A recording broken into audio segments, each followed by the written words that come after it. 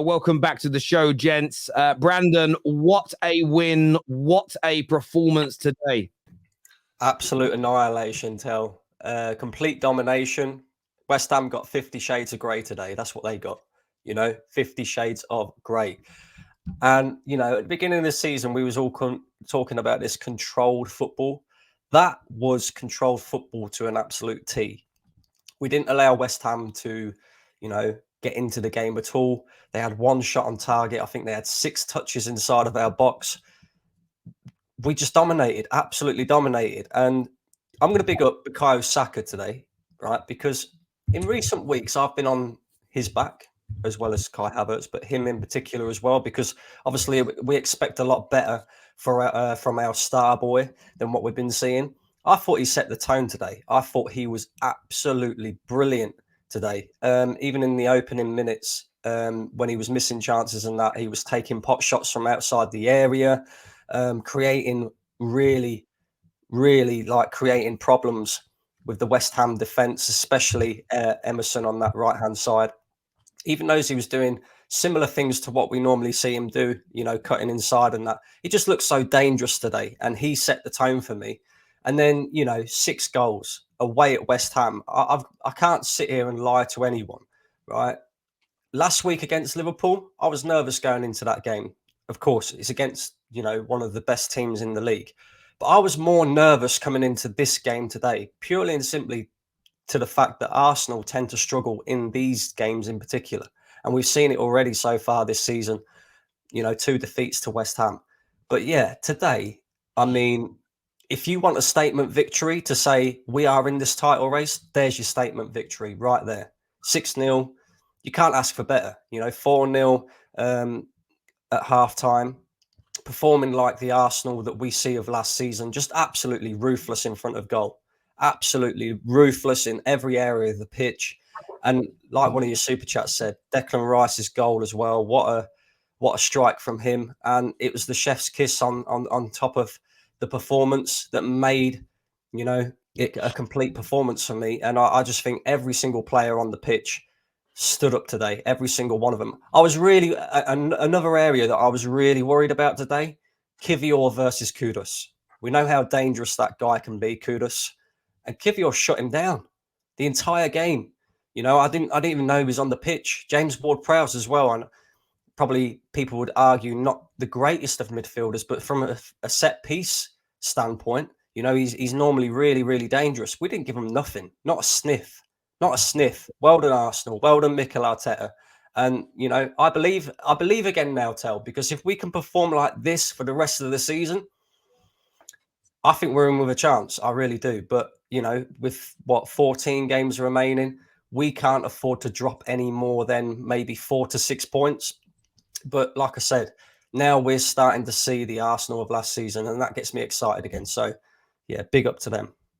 I'm sure it gets you excited again, and there's a lot to unpack there. Souls, a little like Brandon, you were calling for top performances. You were calling for your team to be more ruthless. 16 goals in your last 4 games, 6 today. Your front line now starting to click. The pace coming back into the game for the second half of the season. You must be excited about what's in store over the next sort of 15 games or so. I've got a question. Are you not entertained, people? Are you not entertained by this Arteta ball? This is what we wanted. Can we go to Dubai every week? Your private jet charters every single week, just book them in. Because every time we go to Dubai, every time we have this winter training, there seems to click. And you know what? Finally, Arteta's learned something from Pep. Finally, he's delivering that Pep ball. He said, beginning of the season, let's fool these people. Let's play it slow. Let's play it controlled. Let's just get our wins. Second half of the season, we're going to unleash what we can bring. And that's what they're doing. Every single game since Dubai, we have been nearly perfect. A few mistakes, but nearly perfect in every single game. And today, everything came together. Every single thing that we've been working on, everything everyone's asked for these players, the goals, the control, bring that fast-paced football back, get those goals and be ruthless. Because the one thing I've not seen under Arteta is us being ruthless. We said to them, we're taking your souls today. 6-0. Now you're taking the piss. And that is coming from a reaction of people were writing us off the league. People said, you ain't going to beat Liverpool. You ain't going to beat West Ham. This is the run. You see Man City put a run. You say business and Man City. I'm going to say this now. We're matching them. We're going to go pace to pace. I dare City to lose a game, and I dare Liverpool to lose a game, because we're right there, and we're going to come back as soon as they slip up. Because I can tell you now, till the end of the season, there's not going to be any Arsenal slip-ups. This is our league, and I guarantee at the end of the season, who's going to win it? Arsenal. I can put my house on it right now. They are defos winning this league, because there's a different mentality. There's a different tenacity in this team. We've got the perfect balance. We can control games when we want to control them, and we can take you out when we want to take you out. Look at Liverpool as a prime example. Third goal came from nothing. Third goal didn't need to happen, and we said, yeah, we'll take the third. Today, we just took goals for jokes. They didn't even, half of those goals shouldn't have even happened. But what did we do? We made them happen. Rice outside the box, Saka scoring the way he did, Trossard, finish, penalty, set pieces. We're bringing absolutely every bit of Arteta's, praises together. His set pieces have improved from Nikola Jova. We've talked about his control. We've talked about his attacking abilities. Everything's come together. And the other thing that he's doing well is his in-game management. The one biggest critique, but his in-game management in the past few games has been nearly perfect. Now all we need to do is take those defensive stupidities out of our game, and I can tell you now we win this league very comfortably.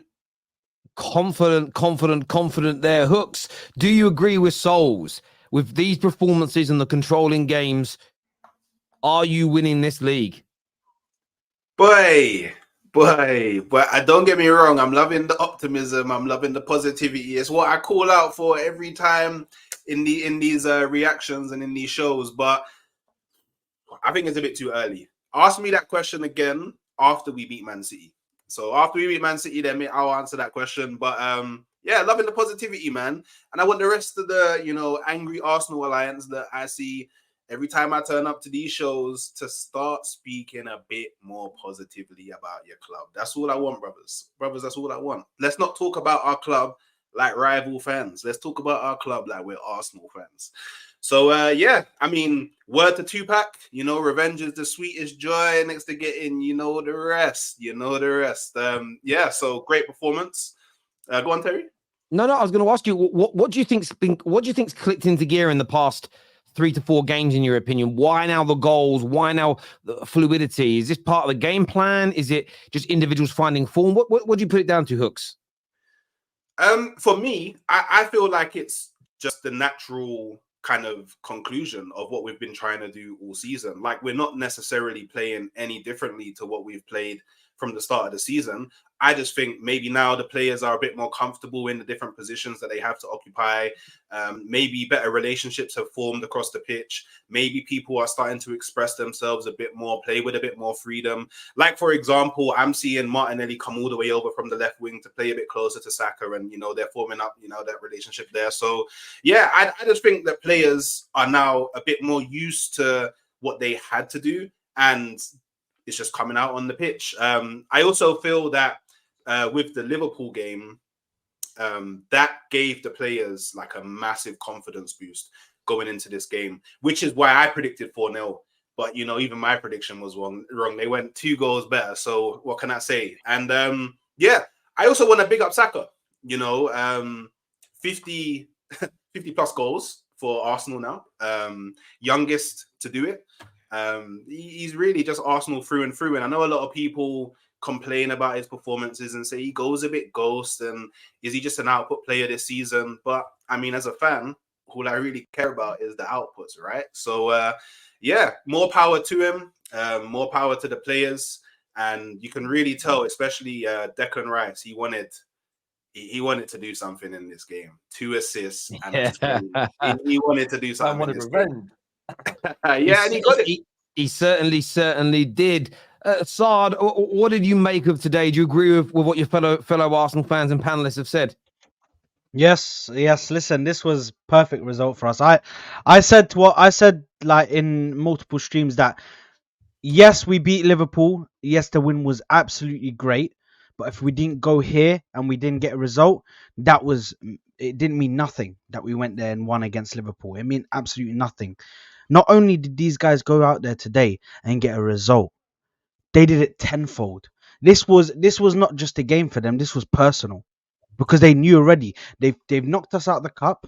They came to our ground, to our backyard, and beat us when we dominated the game and should have had them clear off the park. Today's result, I agree with you, should have been how we should have beaten them when it was at home. This should have happened when they played us at home.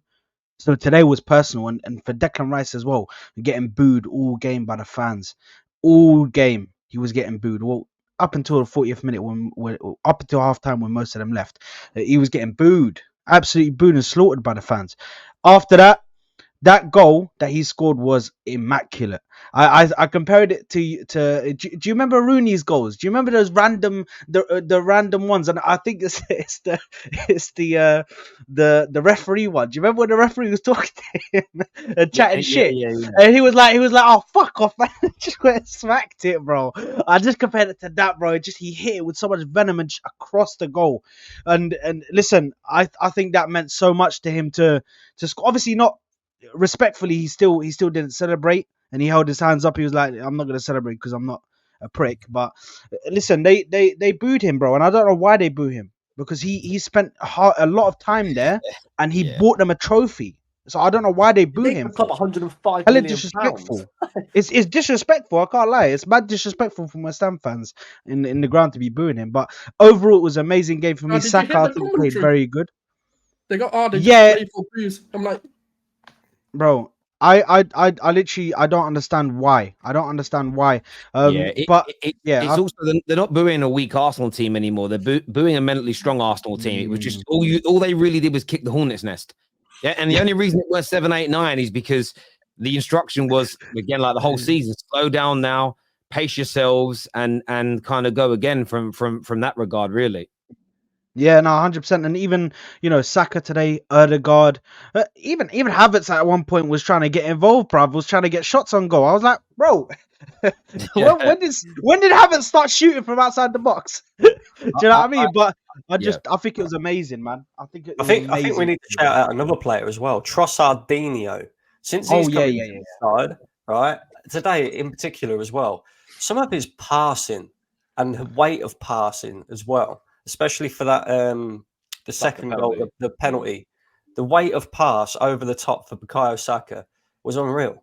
And you've got to give credit to Mikel Arteta as well, because I think at the beginning of the season to the middle of the season, all the way up until the Dubai trip, like Saul's pointed out, I think our biggest problem in attack is that we was too rigid, and everything was all rigid, and Martinelli's got to stay out on the left, Saka's got to stay out on the right.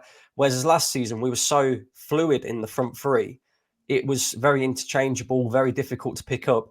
Now you're starting to see the fluidity around the front three again, and you've got Trossard picking up little spaces, Havertz in different spaces, Saka and Martinelli swapping sides at times. That's why we're so dangerous now. That's what I think. So credit to Mikel Arteta for recognising that as well. Yeah, he definitely made some changes there. Matt, give us your take on the game today in terms of standout play. Who are the players today, in your opinion, that really got hold of that game for you from an Arsenal perspective? I think it was between Bukayo Saka and Declan Rice. They were absolutely brilliant. Declan Rice really wanted to show West Ham, why Arsenal paid big bucks for him. And Saka just barely missed anything, really. He very clinical. He took that penalty very well. And then that solo goal cuts inside, hits it bottom right corner. Lovely finish. But I do want to give a special mention to Ethan Nwaneri. This guy's 16, and he's got 2 Premier League appearances already, like in his career. And what I saw today from him, he looked like the most comfortable player on the ball when he came on. Like, out of that whole team, when he came on, he just looked so comfortable. And I think we're going to see a lot more from him, especially next season and potentially at the end of this season. You could be absolutely right. You could be right about him. 16 years of age, needs to be nurtured well. Dennis, welcome back to the show, my friend. I really appreciate you coming on. Give me your breakdown of the game today. Give me your views. I think another away day, brilliant performance, man. I love the way we approach away games this season overall, because I think the first thing we did, we knew West Ham would be up for it. Rice's comeback, obviously. I think the way we controlled that ball from minute one, the crowd were quiet, they get annoyed. I think the number one thing we've done this season is having the ball retention early. Even when we lose the ball, we win it back straight away. The crowd get angry, frustrated, the players get frustrated, they're chasing shadows.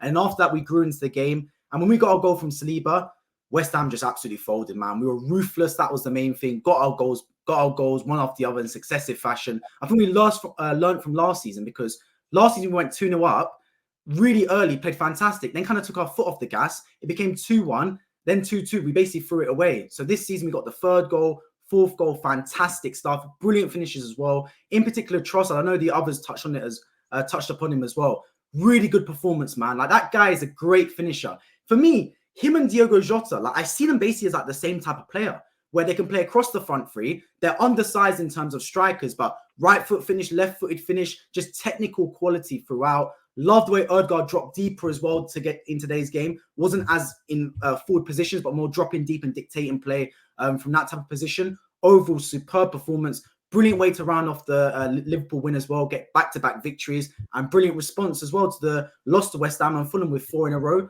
Long may it continue. That's the main thing. But listen, I totally get the praise there for Trossard, and it's sometimes when you have games like today with Rice and with what Saka did, the winner, you can sometimes forget individuals. Let's do some of the super chats that have come in here.